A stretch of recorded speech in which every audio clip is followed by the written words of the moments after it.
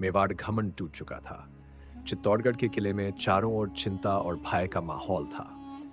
एक तरफ दिल्ली सल्तनत की ताकत बढ़ रही थी, दूसरी ओर गुजरात और मालवा भी नजरें गड़ाए बैठे थे।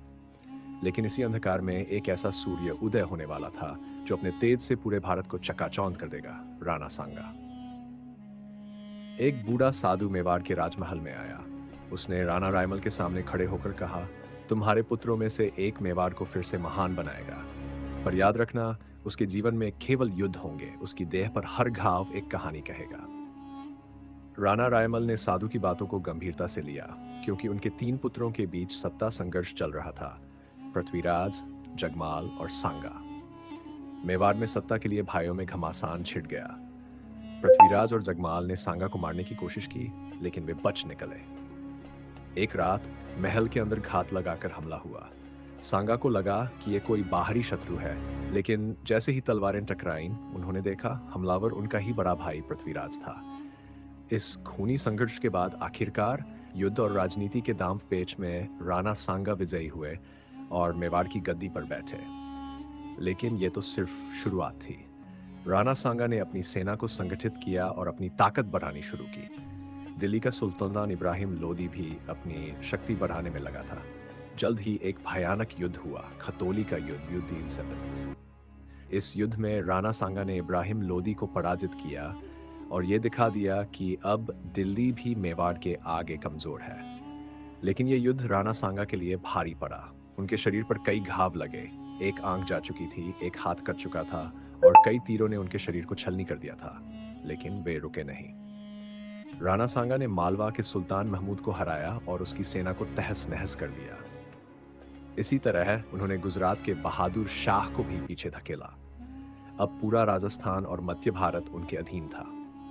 अमरंजर बोधी स्नेक्स में पानीपत के मैदान में बाबर ने इब्राहिम लोदी को हराकर दिल्ली की सत्ता पर कब्जा कर लिया। राणा सांगा को लगा कि बाबर भी एक आम तुर्की आक्रमणकारी की तरह लूट मार कर वापस चला जाएगा, लेकिन वह गलत साबित हुए। बाबर भारत में रहने आया था। राणा सांगा ने बाबर को चुनौती दी और खानवा के युद्ध की तैयारी शुरू कर दी। यह युद्ध भारतीय इतिहास में सबसे निर्णायक युद्धों में से एक साबित हुआ। राणा सांगा ने एक विशाल सेना तैयार की, जिसमें राजपूत, अफगान और विभिन्न राज्यों की सेनाएं शामिल थीं। बाबर ने अपनी सेना को मजबूत करने के लिए जिहाद का नारा दिया और अपनी सेना को कट्टरपंथी जोश से भर दिया। युद्ध के दौरान जब राणा सांगा जीत की ओर बढ़ रहे थे, तभी उनके सेनापतियों ने धोखा दे दिया।